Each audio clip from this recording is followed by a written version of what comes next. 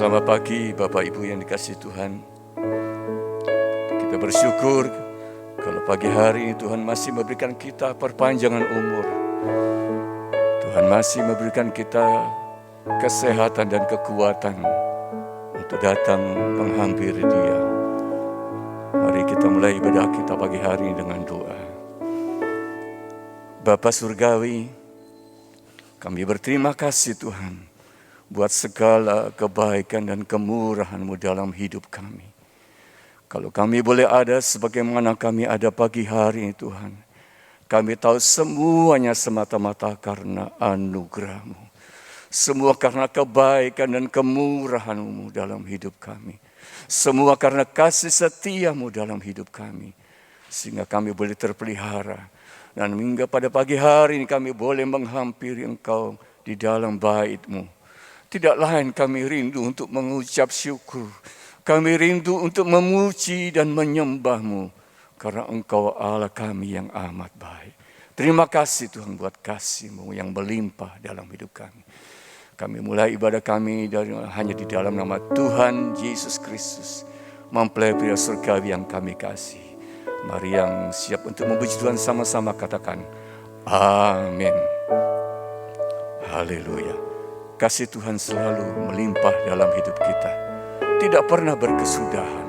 Haleluya.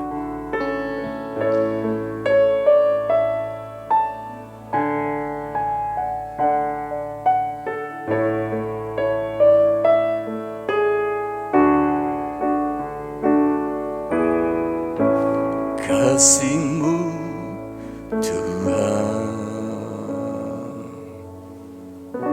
selalu melimpah dalam hidupku. Kasih-Mu Tuhan tak akan pernah berkesudahan. Kasih Tuhan nyata di hidupku selalu. Dia berikan segalanya. Tiap hari Dia pimpin langkah jalan hidupku. Sumber kekuatan, harapan hidupku. Yesus. Mari katakan kasih-Mu Tuhan. Kasih-Mu Tuhan selalu melimpah dalam hidupku. Kasih-Mu Tuhan tak akan pernah berkesudahan. Kasih Tuhan nyata di hidupku selalu. Dia berikan segalanya. Tiap hari Dia pimpin langkah jalan hidupku. Sumber kekuatan, harapan hidupku. Yesus.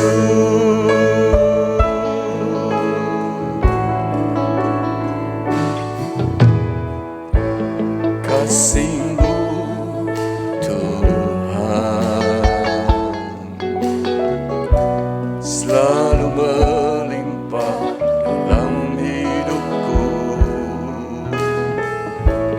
kasih-Mu Tuhan.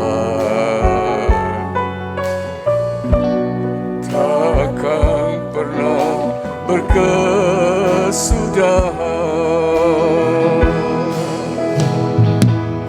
Kasih Tuhan nyata di hidupku selalu. Dia berikan segalanya.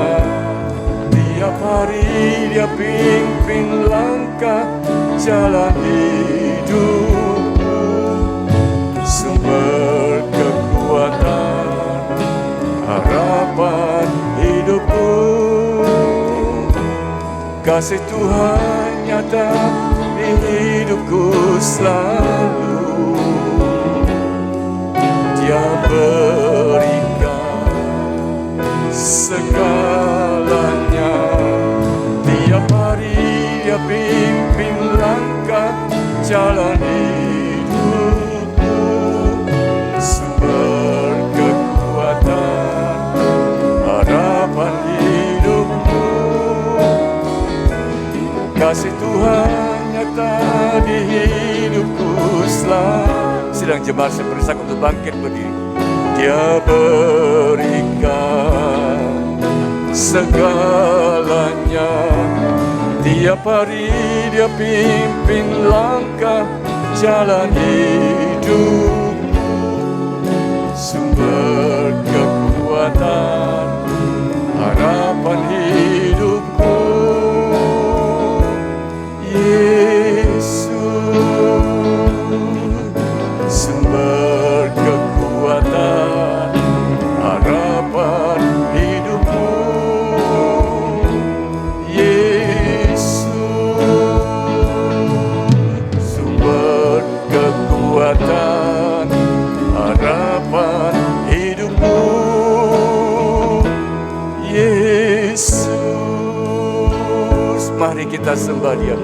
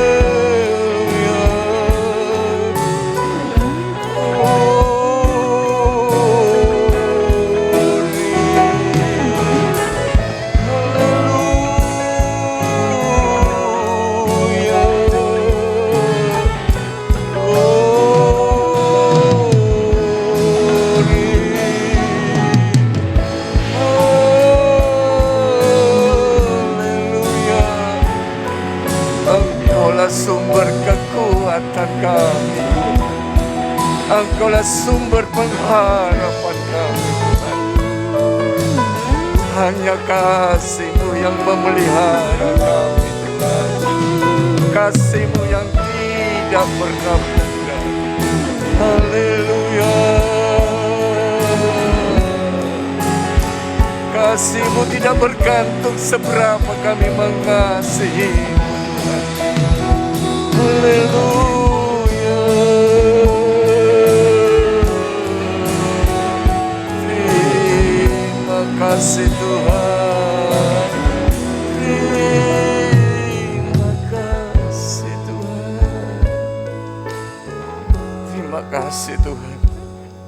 Terima kasih buat kasih-Mu yang tidak habis-habisnya sepanjang umur hidup kami.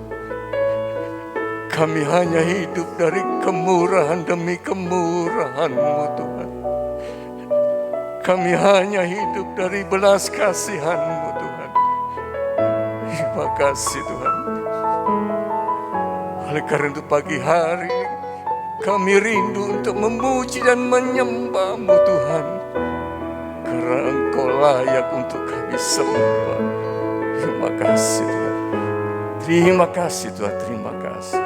Di dalam nama Tuhan Yesus. Haleluya. Amin. Terima kasih, silakan duduk kembali saudara. Kasih Tuhan begitu limpah dalam hidup kita. Oleh karena itu biarlah kita selalu ingin berada di dalam hadirat-Nya. Berlindung selalu di bawah naungan.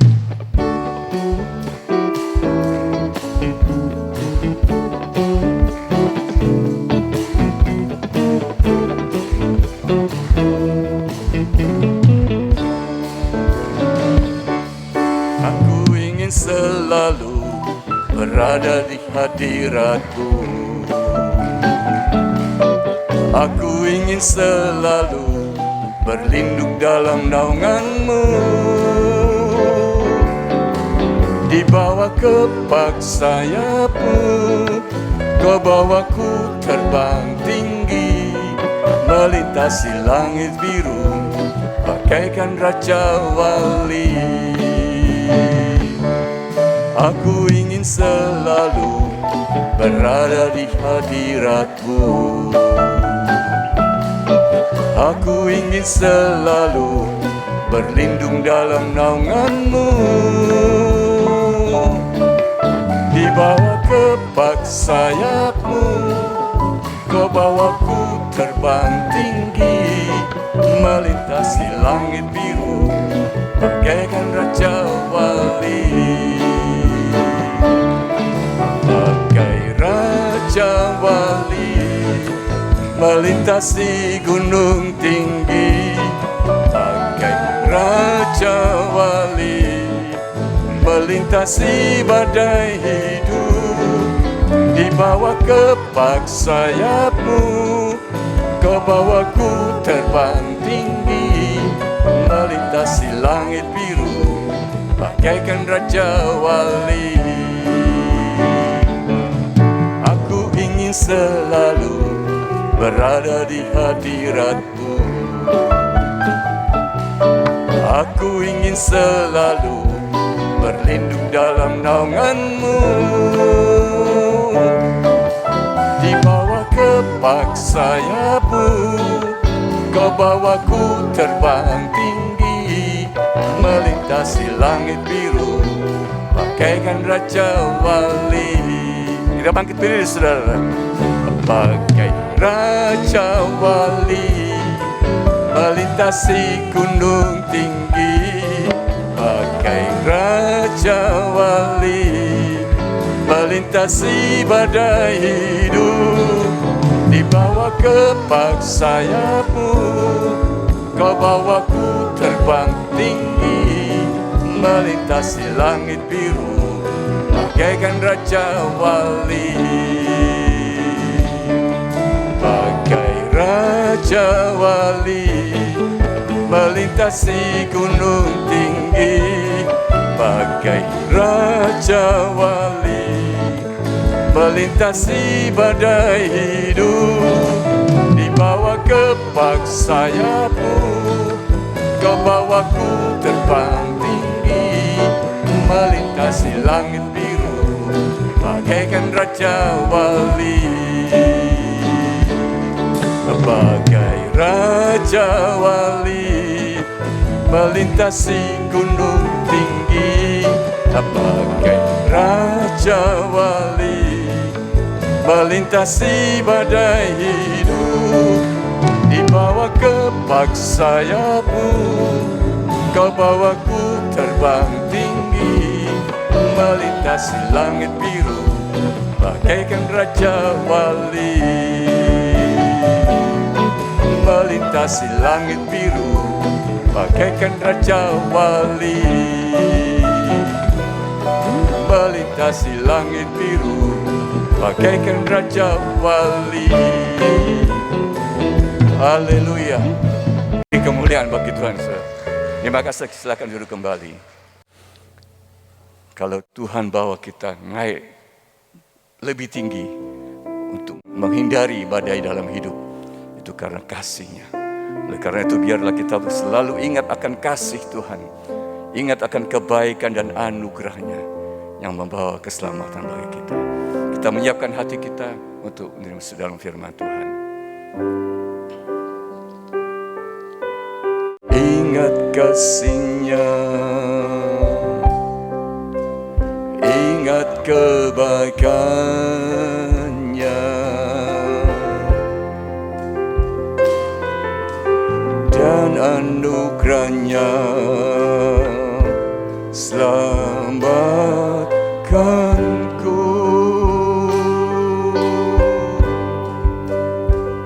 Sebab kasih setia, kasih setia Allah pada kita. Besar kasih Allah pada kita. Katakan, ku takkan lupa, ku takkan lupa kasih-Nya.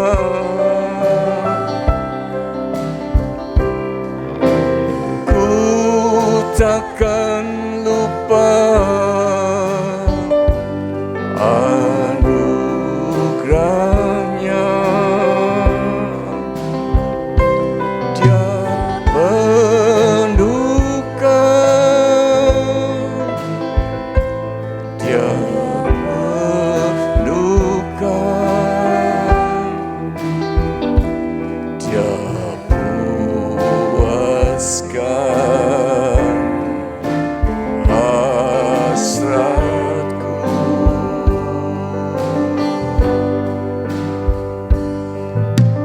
Besar kasih Allah pada kita.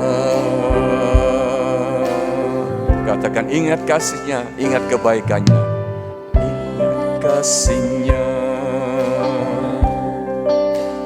ingat kebaikan-Nya,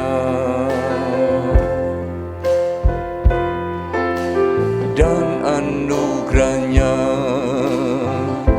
selamatkanku. Sebab kasih-Nya setinggi langit, kasih setia Allah pada kita.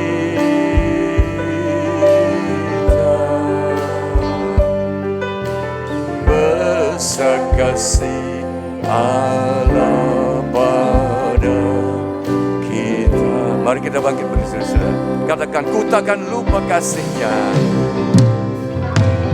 Ku takkan lupa kasih-Nya. Ku takkan lupa anugerah-Nya. Ku takkan lupa anugerah-Nya. Dia penuhkan,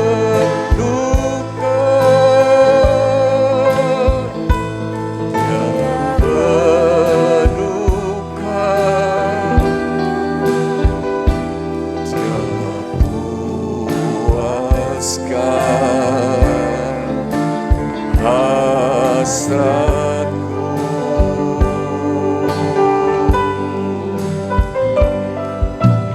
Besar kasih Allah pada kita. Katakan pada Tuhan, ku takkan lupa akan kasih-Mu Tuhan. Ku takkan lupa kasih-Nya.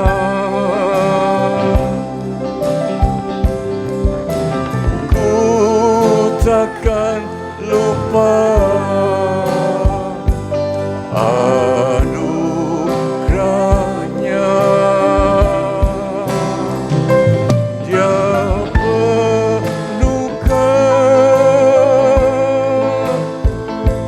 Dia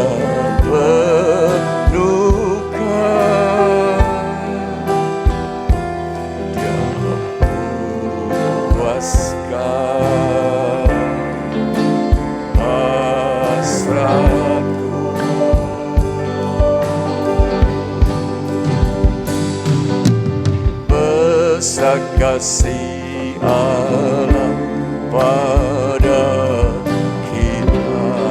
Ku takkan lupa kasih-Nya. Pelayan selanjutnya serahkan kepada Bapak Pendeta Yusuf Manasya. Takkan lupa kasih-Nya.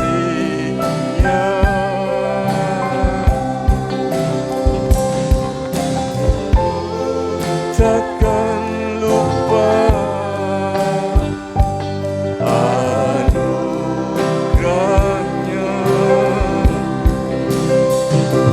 Dia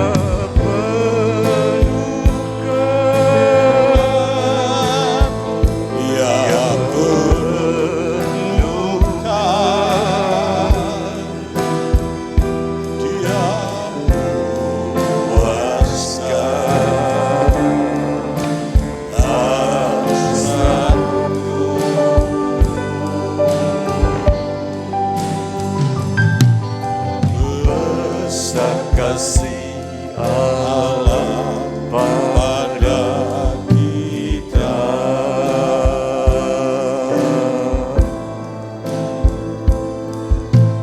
Besar kasih Allah pada kita.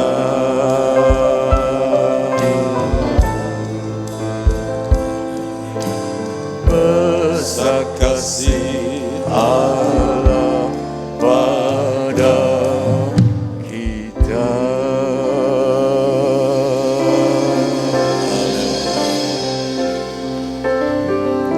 Haleluya. Pujian yang kami naikkan kepada Engkau adalah ungkapan hati kami yang paling dalam. Sekali-kali kami tak mau melupakan kasih-Mu yang begitu luar biasa. Kasih-Mu Engkau buktikan. Engkau rela mati di kayu salib penuh dengan penderitaan. Lewat penderitaan itulah kami boleh merasakan kasih karunia-Mu. Kami boleh janji-janji-Mu boleh kami nikmati. Dari maut kepada kehidupan kekal. Bapa di dalam surga, sebentar kami akan mendengar firman-Mu. Berikan pengurapan yang sama yang menyampaikan maupun yang mendengar. Menerima pengurapan yang datang daripada Tuhan dan menerima pencerahan yang datang daripada Tuhan. Sehingga kami boleh memahami akan kebenaran firman-Mu. Terima kasih Bapa di surga. Kami sambut firman-Mu di dalam satu nama imam besar kami, Tuhan Yesus Kristus. Dan yang percaya bersama kita katakan amin. Silakan Bapak Ibu kembali. Demikian juga sidang Tuhan yang ada di rumah yang mengikuti ibadah pada kesempatan pagi hari ini. Saya ucapkan selamat bersekutu. Selamat kita menikmati daripada kebenaran firman. Bapak Ibu yang dikasihi Tuhan, Rasul Paulus menulis satu suratnya kepada jemaat yang ada di Roma. Tentu surat ini mengarah satu tujuan. Ya, saya ulangi lagi, Rasul Paulus menulis suratnya kepada jemaat yang ada di Roma. Ya, tentu ada satu isi, yaitu tujuannya. Di mana surat ini menyatakan jemaat ini ditentukan untuk menjadi serupa dengan Kristus, serupa dengan gambar Kristus, serupa dengan stylenya Kristus. Maka kita akan melihat, kita membaca bersama-sama di dalam surat Roma pasal yang ke-8 ayat yang ke-29 dan 30. Dikatakan demikian, sebab semua orang yang dipilihnya dari semula, mereka juga ditentukannya dari semula untuk menjadi serupa dengan gambaran anaknya, supaya ia, anaknya itu menjadi yang sulung di antara banyak saudara. Selanjutnya 30. Dan mereka yang ditentukannya dari semula, mereka itu juga dipanggilnya, dan mereka yang dipanggilnya, mereka itu juga dibenarkannya, dan mereka yang dibenarkannya, mereka itu juga dimuliakannya. Isi surat ini kepada jemaat di Roma dengan tujuan supaya jemaat ini benar-benar menempatkan dirinya menjadi serupa dengan gambar Kristus. Ya. Untuk menjadi serupa dengan gambar Kristus, maka Rasul Paulus mengulas kembali di mana kita dipanggil untuk dibenarkan. Ayat yang ke-30 sangat diuraikan oleh Rasul Paulus. Ini tahap awal surat ini ditujukan untuk pengajaran daripada jemaat yang ada di Roma. Dikatakan, dan mereka yang ditentukannya dari semula, mereka itu juga dipanggilnya, dan mereka yang dipanggilnya, mereka itu juga dibenarkan, dan mereka yang dibenarkan, mereka itu juga dimuliakan. Ada 3 hal penting, Bapak Ibu. Yang pertama, dipanggil. Kalau kita bicara dipanggil, firman jelas menyatakan dalam Injil Matius pasal 22 ayat ke-14, banyak yang dipanggil tetapi sedikit yang dipilih. Dari yang dipilih ini, poin kedua, untuk apa tujuan? Untuk dibenarkan. Ini penting untuk kita renungkan. Dipanggil untuk dibenarkan. Dibenarkan lewat apa? Lewat kasih karunia. Tadi disinggung pujian tadi, oleh karena kasihnya. Ya. Di dalam kasihnya itu kita melihat kasih karunia. Di dalam kasih karunia-Nya kita dibenarkan. Surat Roma pasal yang ketiga ayat 24 berkata demikian. Dan oleh kasih karunia telah dibenarkan dengan cuma-cuma karena penebusan dalam Kristus Yesus. Jadi lewat kasih karunia kita dibenarkan. Selanjutnya yang kedua, Paulus pun juga mengatakan demikian dalam surat Roma pasal yang ke-5 ayat 11. Yang pertama, kita dibenarkan lewat kasih karunia. Yang kedua, kita dibenarkan berdasarkan iman. Surat Roma pasal yang ke-5 ayat yang pertama, mohon maaf. Dikatakan demikian, sebab itu kita yang dibenarkan karena iman, karena kita percaya dengan sungguh-sungguh. Iman dari kata pis atau pisteo itu, iman yang percaya kepada firman, iman yang melakukan firman, iman itu landasannya penuh penyerahan kepada Dia, dan iman itu adalah hidup dalam kebenaran. Itu dalam bahasa aslinya. Maka dikatakan Rasul Paulus, poin pertama dibenarkan lewat kasih karunia, yang kedua dibenarkan berdasarkan iman, berdasarkan kita percaya betul akan firman-Nya. Iman timbul dari pendengaran. Selanjutnya, poin ketiga, Paulus pun juga ingatkan kata dibenarkan itu. Paulus katakan di dalam pasal yang ke-5 dalam surat Roma pasal yang ke-5 9, kita dibenarkan lewat darah Kristus. Ya, ada 3 poin di situ kata dibenarkan. Yang pertama oleh kasih karunia, yang kedua oleh karena iman, yang ketiga oleh karena darahnya, darah Kristus. Surat Roma pasal yang ke-5 ayat yang ke-9 berkata demikian. Lebih-lebih karena kita sekarang telah dibenarkan oleh darahnya, kita pasti akan diselamatkan dari murka Allah. Bapak Ibu yang dikasihi Tuhan, poin yang ketiga, dibenarkan lewat darah Kristus. Nah, saya akan ulas kembali kata dibenarkan itu. Yang pertama, menurut Kamus Bahasa Indonesia, saya buka bahwa kata dibenarkan itu dibetulkan. Selanjutnya, kata dibenarkan itu dibebaskan. Dibebaskan dari apa? Dibebaskan dari belenggu kelaliman. Apa itu kelaliman? Kemunafikan, kepura-puraan. Ya, terlalu banyak saudara orang hidup dengan pura-pura.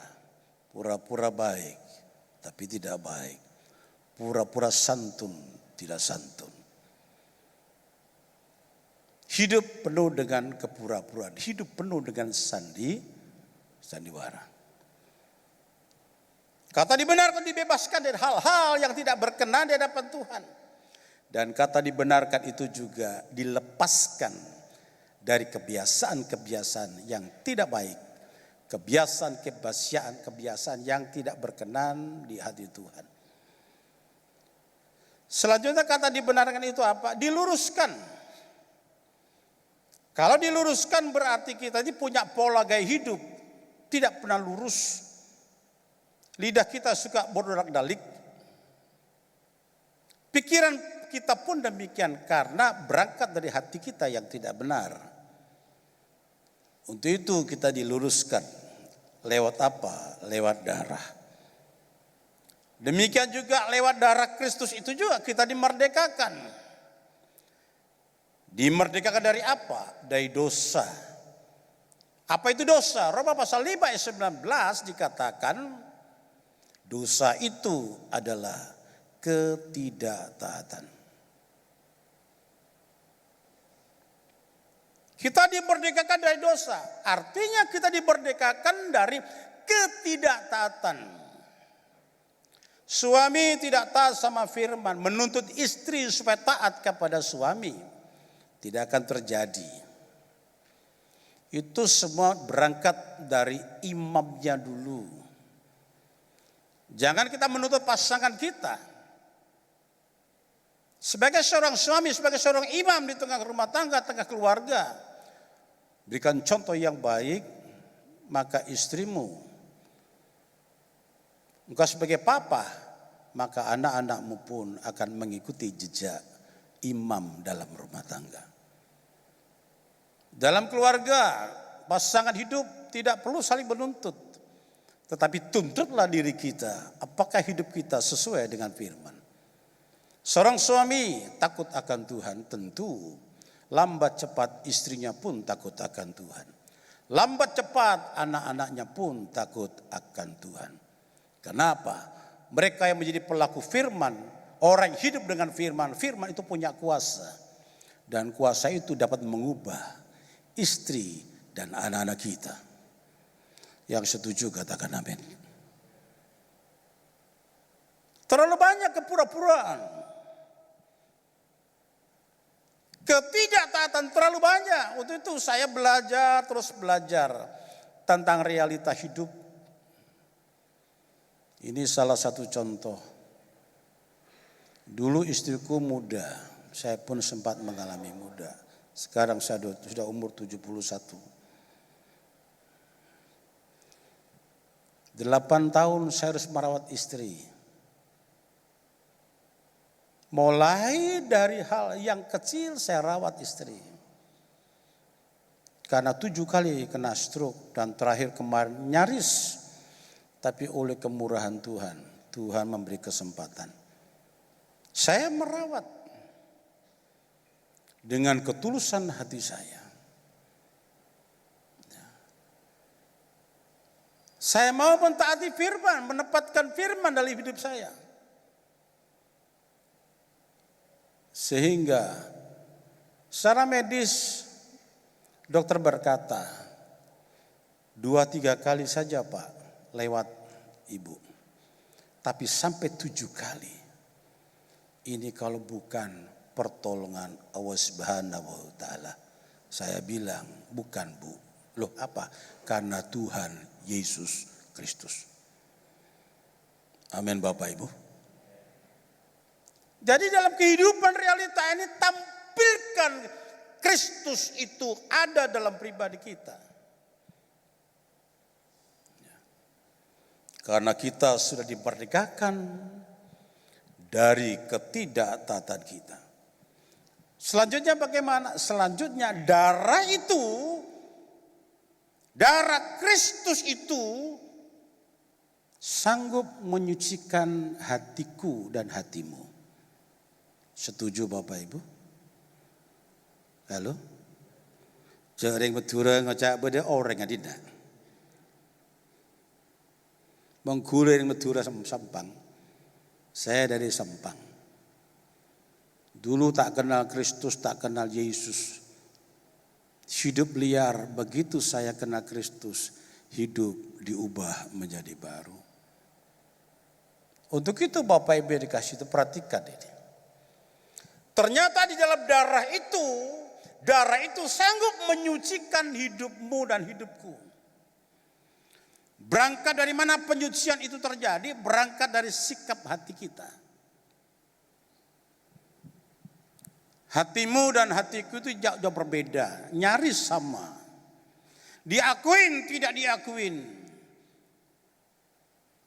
Mari kita akan lihat hati kita masing-masing. Di dalam Injil Markus pasal 7 kita lihat.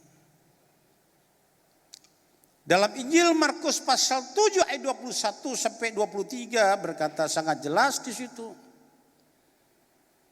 Kita baca bersama-sama. Amin. Mau saudara?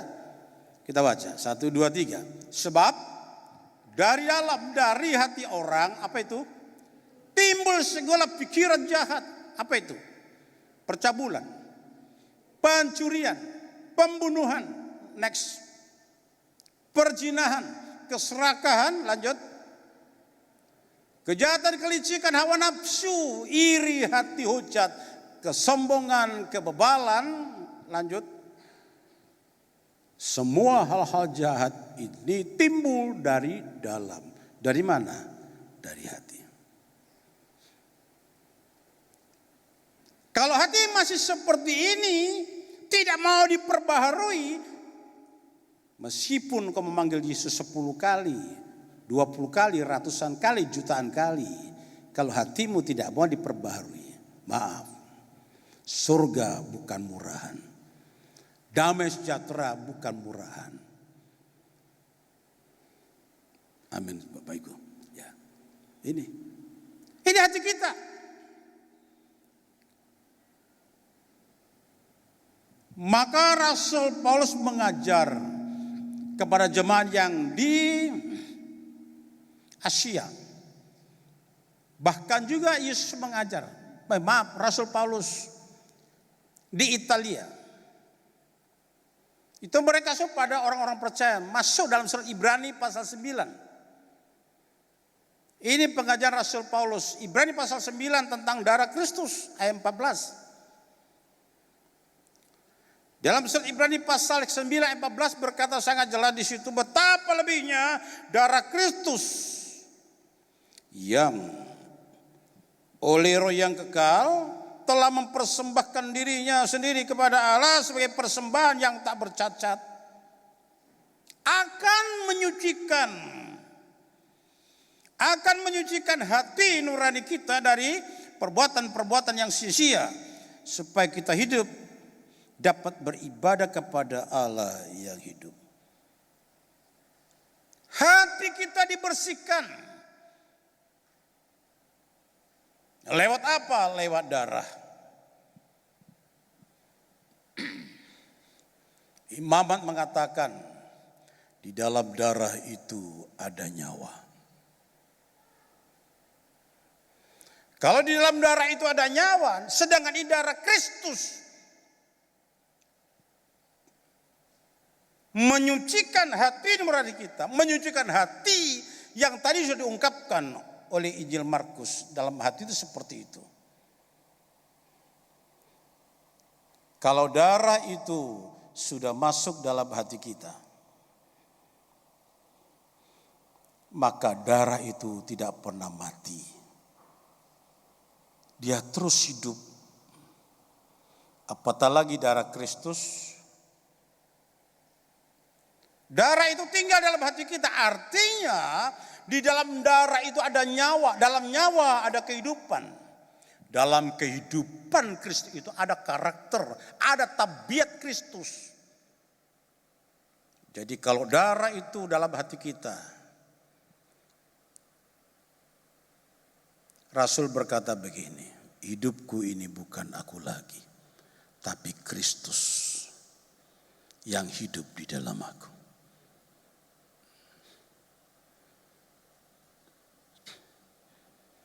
Bapak Ibu yang dikasihi Tuhan, kalau darah Kristus tinggal dalam hati kita, ada sifat-sifat Kristus, ada tabiat Kristus, ada karakter Kristus. Jadi orang Kristen tidak mudah sebenarnya. Kalau orang percaya gratis, ikut Tuhan bayar harga, melayani Tuhan lebih dari itu semua.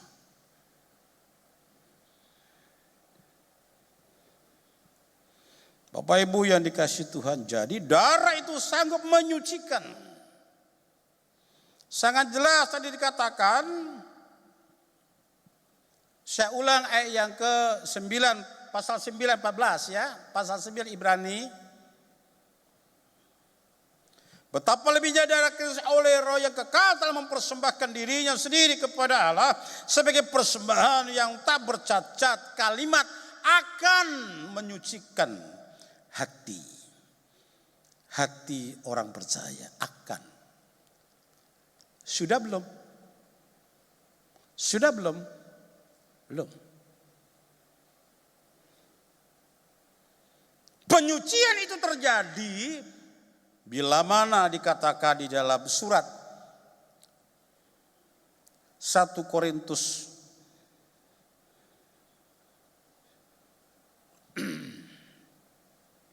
dalam surat Korintus pasal 6 dikatakan apa? Ayat 11. Dan beberapa orang di antara kamu demikian dahulu. Perhatikan ayat ini. Tetapi kamu, ini zaman di Korintus, tetapi kamu Paulus katakan, tetapi kamu sudah apa? Sudah apa? Memberi diri. Memberi diri kepada Tuhan untuk apa? Diapakan? Dikuduskan. Disucikan. Bahkan dikatakan dibenarkan. Berangkat dari memberi diri, maka Tuhan menyucikan, menguduskan dan membenarkan. Kata akan menyucikan digenapi dengan sikap kita sebenarnya. Ada satu kerjasama yang baik. Karena Allah menciptakan manusia bukan seperti robot, bukan. Tetapi Allah menciptakan manusia itu diberi kehendak bebas. Yesus menawarkan penyucian. Kalau engkau tidak menyerahkan diri, engkau tidak datang kepada Dia, omong kosong, akan terjadi yang namanya perubahan. Omong kosong akan terjadi pemulihan. Dari dulu sampai sekarang sama saja. Di dalam kekristenan harus sama seperti gambarnya. Gambar Kristus, karakter Kristus, tabiat Kristus.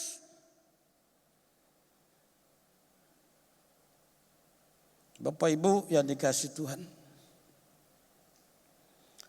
kita sangat bersyukur punya Tuhan yang begitu luar biasa. Dia sebagai imam besar kita mencurahkan darahnya untuk siapa? Untuk kita. Supaya karakternya itu, karakter Kristus ada bersama dengan kita. Ya. Jadi lewat darah itu kita dibersihkan, kita disucikan.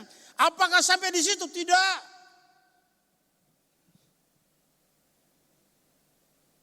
Rasul Paulus seorang teolog yang luar biasa.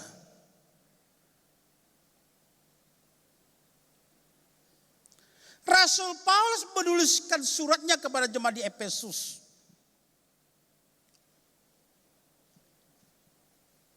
Pengorbanan Kristus, darah Kristus. Kalau tadi menyucikan umatnya, tidak sampai di situ, Bapak Ibu Saudara. Tidak. Surat Efesus pasal yang pertama ayat 7 berkata sangat jelas di situ. Surat Efesus pasal pertama ayat 7. Apa yang terjadi bila mana darah itu melekat dalam hidup kita? Dikatakan sangat jelas. Sebab di dalam Dia. Lanjut. Dan oleh darahnya kita beroleh apa? Penebusan.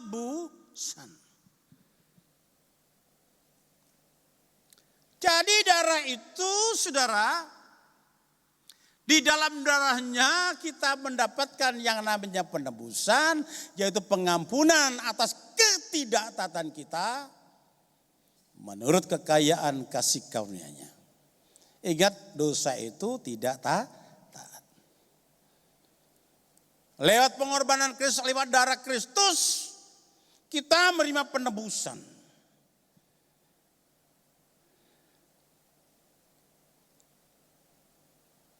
Kalau kita ditebus,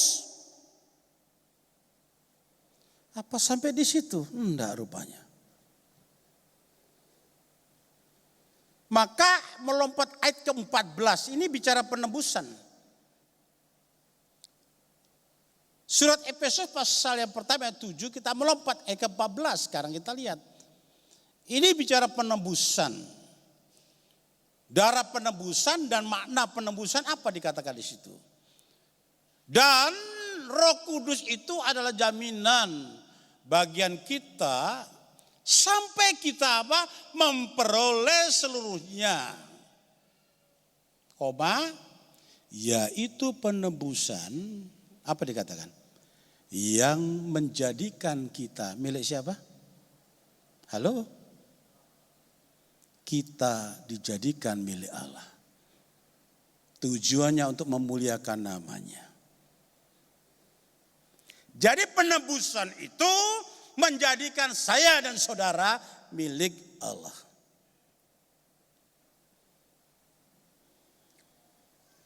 Itu sebabnya saudara, kita dalam hidup ini, dalam realita ini tidak perlu yang namanya khawatir.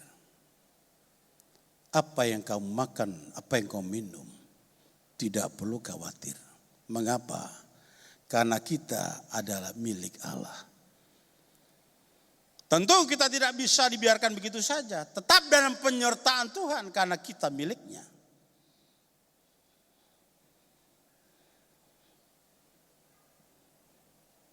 Saya akan masuk agak dalam. Satu pertanyaan. Apakah Bapak Ibu Saudara milik Allah? Halo? Mohon dijawab. Apakah Bapak Ibu Saudara miliknya Allah? Halo? Kok yang di depan aja dengerin? Apakah saya saudara miliknya Allah? Bukan. Perhatikan Rasul Paulus berkata begini.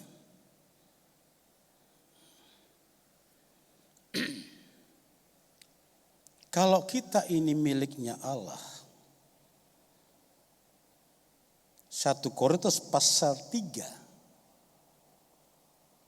ayat 23. Apa dikatakan di situ?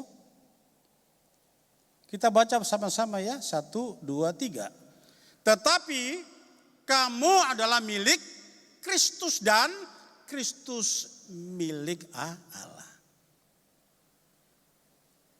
Ini Rasul Paulus bicara loh kepada jemaat yang ada di Korintus. Kalian ini sebenarnya miliknya Kristus. Kristus miliknya Allah. Ini satu sentilan lembut.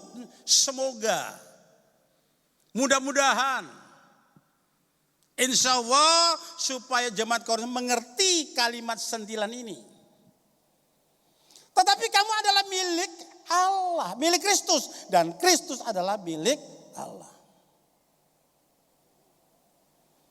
Lalu jemaat menyatakan amin. Padahal ini kalimat ini sebenarnya sentilan lembut. Rasul Paulus bukan berbicara tentang statusmu sebagai kekristenan itu. Bukan status. Tetapi kekristenan itu satu kondisi seorang Kristen.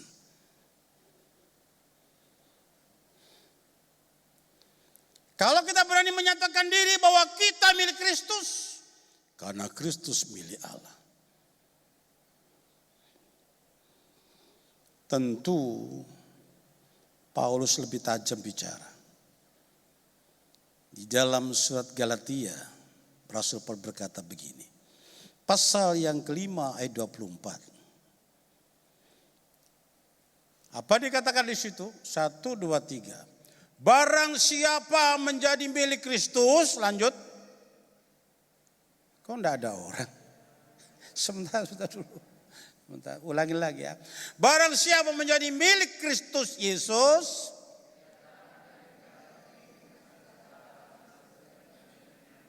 silakan nanti direnungkan di rumah.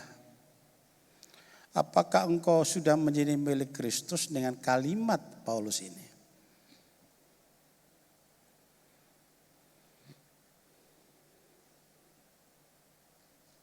Rasul berkata barang siapa menjadi milik Kristus Yesus, ia sudah apa? Sudah. Sudah apa? Sudah menyalibkan daging kita, hawa nafsu kita dan keinginan kita.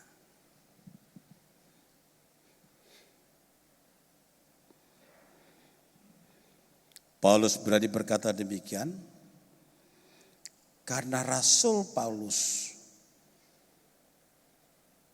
berkata, dalam diriku ini ada tanda-tanda milik Kristus. Beranikah kita berani berkata, dalam diriku ini ada tanda-tanda milik Kristus? Apa itu? Karakter Kristus. Suami sebagai imam dalam keluarga, ada nggak tanda-tanda itu? Yang tahu siapa? Keluarganya. Istri yang tahu, anak-anak yang tahu.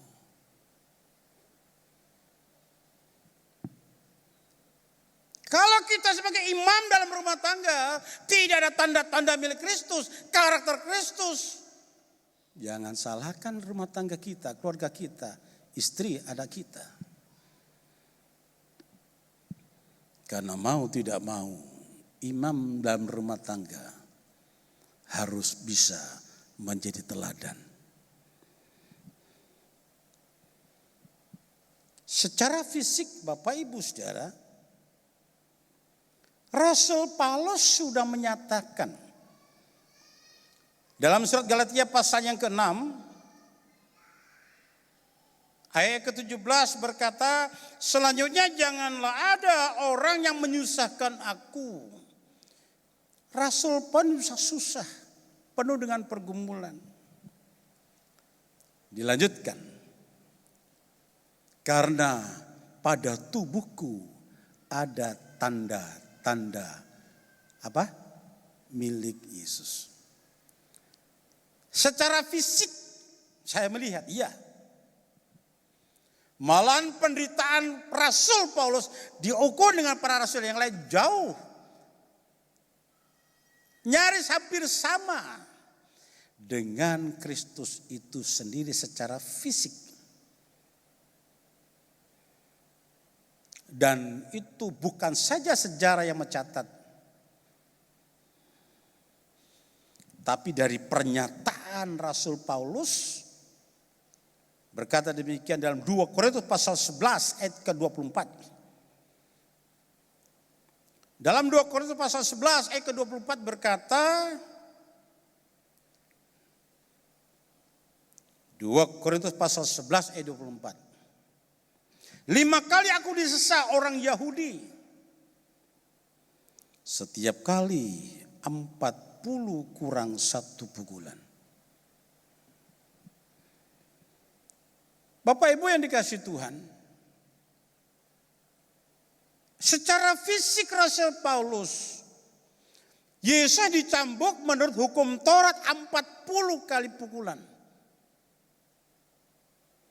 Tetapi alangkah jahatnya orang-orang Yahudi memerintahkan orang Romawi untuk menghajar, menghabiskan daripada Rasul Paul. Dikatakan 5 kali aku disesa orang Yahudi. Setiap kali 40 kurang 1 pukulan. Sebab begitu 40 selesai hukuman itu. Dia sudah menggenapi hukum Taurat. Ada kesalahan, mereka tidak berani. Tetapi di sini kita melihat bahwa Rasul Paulus ini dalam tubuhnya penuh dengan luka. 5 kali disesat, 39 kali dicambuk. Saya menghitung ada 195 kali pukulan. Bapak Ibu yang dikasihi Tuhan, secara fisik lahiriah Paulus punya tanda-tanda itu. Dalam pelayanan, sejarah menyatakan penuh dengan penderitaan. Seperti domba yang keluh, tidak jauh berbeda seperti Kristus. Bagaimana dengan kita? Menderita sedikit saja sudah mengeluh. Gampang putus asa, gampang kecewa. Sampai Rasul mengatakan dalam surat Filipi pasal 4 ayat 13. Surat Filipi pasal 4 ayat ke-13 berkata apa? Segala perkara dapat kutanggung di dalam Dia yang telah memberi kekuatan kepadaku. Jadi kalau Bapak Ibu punya pergumulan begitu pelik, begitu berat, ingat ucapan Rasul Paul, bahasa iman Rasul Paulus yang disampaikan pada jemaat di Filipi. Segala perkara dapat kutanggung di dalam Dia karena Kristus memberikan kekuatan kepada kita. Saya menyampaikan hal ini, saya punya pengalaman pribadi dengan di Tuhan. Tahun 90 saya masuk penjara, dianiaya. Bukan karena saya perampok, bukan pencuri, bukan pembunuh. Oleh pewartaan kabar baik. Karena pada waktu tahun 90 kena namanya subversif. Jadi Pak Harto. Dalam penjara penuh dengan penderitaan. Saya baca ayat ini. Menjadi satu kekuatan yang luar biasa. Sampai hari ini kalau saya punya pergumulan, anak-anak saya, cucu saya punya pergumulan, saya bilang, percayalah, Tuhan pasti memberikan kekuatan kepadamu. Artinya Tuhan kasih solusi. Seperti Korintus pasal 10 ayat 13. Jadi Bapak Ibu yang dikasih Tuhan, kembali kita mau belajar bersama-sama. Bahwa kekristenan itu harus ada tanda. Ya, untuk itu setiap 1 bulan sekali kami, baik jemaat yang ada di Pusdik Brimob Watu Kosek maupun di Pandaan, selalu ada namanya perjamuan suci. Kenapa? Mengingat pengorbanan Kristus. Dan darah itu sanggup menyucikan hati nurani kita. Maka kehidupan Kristus ada bersama dengan kita. Terlalu percaya kalau kita serius dengan Tuhan, sungguh-sungguh dengan Tuhan, suami sungguh-sungguh dengan Tuhan, istri sungguh-sungguh dengan Tuhan, keluarga kita menjadi terang dimanapun kita berada. Kita tundukkan kepala. Kita mengucap syukur kepada Tuhan. Dan pemain musik juga para pelayan Tuhan. Sebentar kita akan menikmati roti dan anggur, lambang daripada tubuh dan darah Tuhan. Berapa orang pelayan Tuhan? Saya mohon maju ke depan dulu, kita akan satu di dalam doa. Segala puji syukur, hormat, kemuliaan hanya bagi nama di atas segala nama, yakni Imam besar kami yang sudah menyerahkan dirinya sendiri. Tuhan tolong kami para pelayan-Mu akan ambil bagian di dalam melayani perjamuan suci. Kuduskan kami, layakkan kami. Biarlah tubuh dan darah-Mu menyatu dalam hidup mereka, supaya kehidupan-Mu nyata dalam hidup anak-anak-Mu. Mereka menjadi surat yang terbuka. Ada karakter Kristus, ada sifat Kristus, ada tabiat Kristus dalam pribadi anak-anak-Mu, termasuk kami para pelayan-Mu ya Tuhan. Bapa, kalau ada kekurangan kami, kesalahan kami, pelanggaran kami, mohonlah pengampunan. Firman-Mu jelas, bila mana kami minta ampun kepada Engkau, Engkau bukan saja mengampuni, tetapi Engkau juga menyucikan, menguduskan, sehingga kami layak boleh menerima tubuh dan darah-Mu berupa roti dan anggur. Di dalam nama Bapa, Putra, Roh Kudus, Tuhan Yesus Kristus, kami akan melayani perjamuan suci. Haleluya.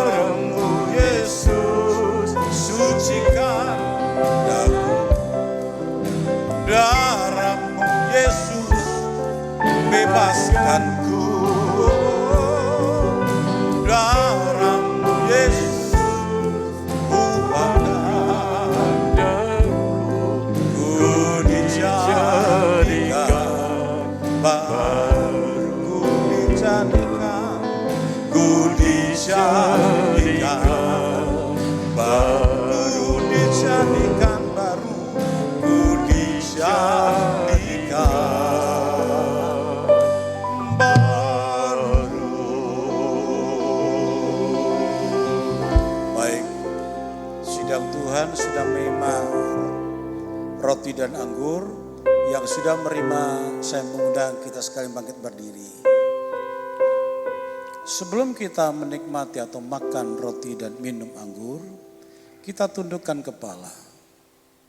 Kalau kedapatan kekurangan kita, kesalahan kita, pelanggaran kita, dalam rumah tangga, dalam berkawan, dalam perusahaan, dimanapun, manakala kita menjumpai pribadi kita ada pelanggaran, ada salah dan dosa kita di hadapan Tuhan, mari kita tundukkan kepala, kita minta ampun terlebih dahulu. Bapa di surga, sebelum kami menikmati makan tubuh dan minum darah-Mu, sucikan kami, kuduskan kami, layakkan kami untuk boleh makan roti dan anggur ini, agar kami tidak salah di hadapan-Mu. Bapak Ibu, angkat roti melebihi kepala kita. Dengar firman-Nya yang berkata, sebab apa yang telah kuteruskan kepadamu, telah kuterima dari Tuhan, yaitu bahwa Tuhan Yesus pada malam waktu ia diserahkan mengambil roti. Dan sesudah itu ia mengucap syukur atasnya.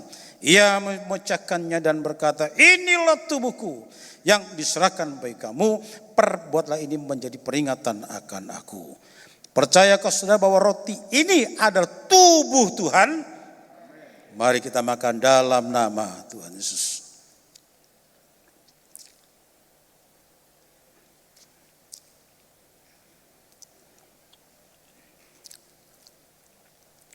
Haleluya, haleluya. Angkat cawan melebihi kepala kita. Dengar firman-Nya yang berkata, demikian juga yang mengambil cawan sesudah makan lalu berkata, cawan ini adalah perjanjian baru yang dimateraikan oleh darahku. Berbuatlah ini setiap kali kau meminumnya, menjadi peringatan akan aku. Percayakah saudara bahwa anggur ini adalah darah Tuhan? Mari kita minum dalam nama Tuhan Yesus.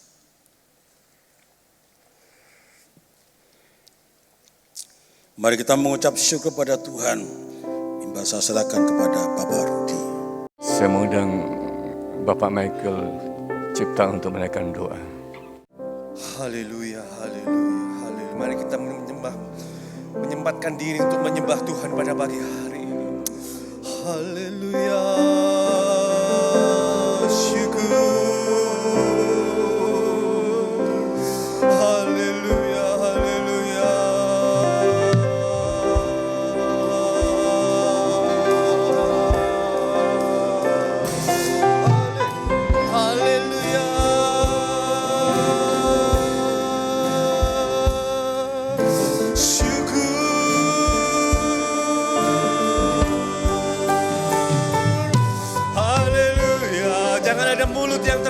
Pagi hari ini katakan haleluya bagi nama Tuhan. Oh syukur Tuhan, begitu besar pengorbanan-Mu pada kami pada pagi hari ini. Haleluya, haleluya, haleluya, haleluya, haleluya, haleluya, haleluya. Terima kasih Tuhan, terima kasih. Oh syukur Tuhan buat pengorbanan-Mu 2000 tahun yang lalu, yang sudah kami nikmati pada pagi hari ini. Haleluya, haleluya, haleluya, haleluya, haleluya, haleluya, haleluya. Terima kasih Tuhan. Firman-Mu sudah berbicara dengan jelas pada pagi hari ini. Engkau mau ubahkan hati kami Tuhan. Ubahkan pikiran kami. Dan Kau meteraikan semuanya ini oleh korban darah dan tubuh-Mu di atas bukit Golgota. Terima kasih ya Bapa. Biarlah kehidupan kami menjadi semakin indah di hadapan-Mu. Boleh menjadi berkat Tuhan bagi sekeliling kami. Boleh dinikmati oleh orang-orang terdekat kami yang terlebih dahulu Tuhan. Dan biarlah sinar kemuliaan-Mu itu boleh memancar, menjadikan Engkau, memuliakan nama-Mu bagi mereka yang belum mengenal Engkau. Terima kasih ya Bapa, terima kasih. Engkau mau berkati hamba-Mu Tuhan, yang sudah menyampaikan firman-Mu pada pagi hari ini. Engkau mau berkati pelayanannya, Engkau mau berkati keluarganya, Engkau mau berkati sidang jemaatnya, Engkau mau pakai lebih hari, lebih indah bagi kebesaran dan kemuliaan nama-Mu. Terima kasih ya Bapa, terima kasih. Kami serahkan Tuhan sisa ibadah kami pada pagi hari ini dalam satu nama yang besar. Itulah nama Tuhan Yesus Kristus, Juru Selamat kami yang hidup. Haleluya, haleluya. Amin. Terima kasih, silakan duduk kembali. Atas nama Gembala dan segenap sidang jemaat, kami mengucapkan terima kasih kepada Bapak Pendeta Yusuf Manasye untuk pelayanan pada pagi hari ini. Karena itu segala pelayanan dikerjakan beliau, Tuhan yang membalas dengan berkat-Nya yang melimpah. Kita akan mendapat kesempatan untuk membawa persembahan bagi Tuhan.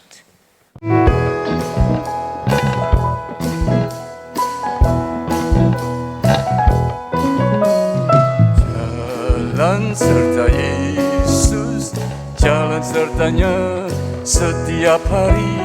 Jalan serta Yesus, serta Yesus selamanya. Jalan serta Yesus, jalan sertanya setiap hari. Jalan serta Yesus, serta Yesus selamanya.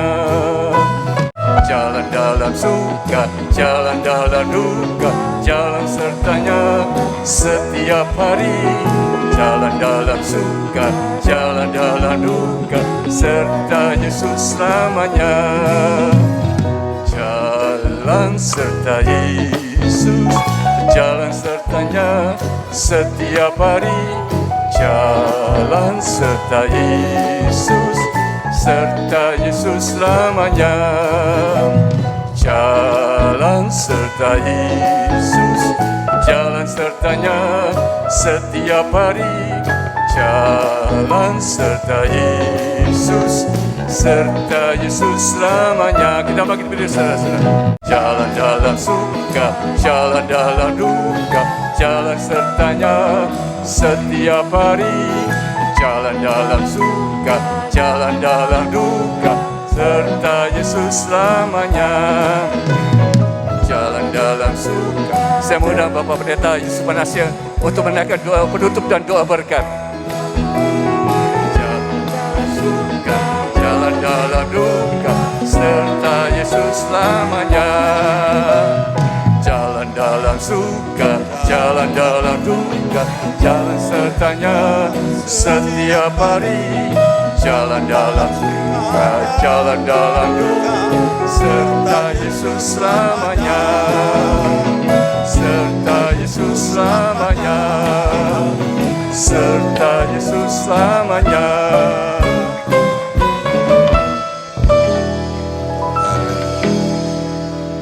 Mari kita tundukkan kepala, kita serahkan diri kepada Dia. Segala puji syukur, hormat, kemuliaan bagi nama di atas segala nama, Imam besar kami yang sudah memimpin ibadah kami. Lewat firman-Mu, Engkau menata hidup kami, agar ke depan hidup kami, Tuhan sendiri yang menempatkan hidup ini, hidup kami khususnya, menjadi mempelai Kristus yang tidak bercacat dan tidak bercela. Lewat firman-Mu Engkau menata, lewat firman-Mu Engkau membentuk, lewat firman-Mu Engkau menasihati kami. Terima kasih Tuhan, terima kasih atas lawatan-Mu pada kesempatan pagi menjelang siang hari ini. Kalau sebentar kami akan tinggalkan ruangan ini kembali ke tempat kami masing-masing. Yang jauh maupun yang dekat, mohon pimpinan dan penyertaan Tuhan. Dan tidak lupa para pengurus gembala setempat, para diakan, para penatua yang Tuhan percayakan untuk melayani pekerjaan-Mu di gereja Logos ini, mari Tuhan pakai. Lewat hidup mereka, nama-Mu ditinggikan dan dipermuliakan. Terima kasih Bapa di surga, terima kasih, terpujilah nama-Mu kekal untuk selama-lamanya. Bapak Ibu yang dikasihi Tuhan, mari kita mengangkat kedua tangan kita di hadapan Tuhan. Kalau kami mengangkat kedua tangan kami, iman kami berkata, kiranya Tuhan turun tangan. Bila mana Tuhan turun tangan, yang lemah dikuatkan. Jika di antara kami ada yang sakit, ada mujizat kesembuhan. Kalau kami angkat tangan, Tuhan turun tangan. Kami percaya Engkau sendiri sedang memberkati kehidupan kami. Bapak Ibu, terimalah berkat surgawi, berkat yang datang dari Allah Bapa. Dalam cinta kasih-Nya Tuhan Yesus Kristus sebagai imam besar kita. Dalam pimpinan Roh Kudus yang selalu ada bersama dengan kita. Kami terima berkat ini di dalam satu nama imam besar kami, Tuhan Yesus Kristus. Yang percaya bersama kita katakan amin. Tuhan berkati kita, selamat siang.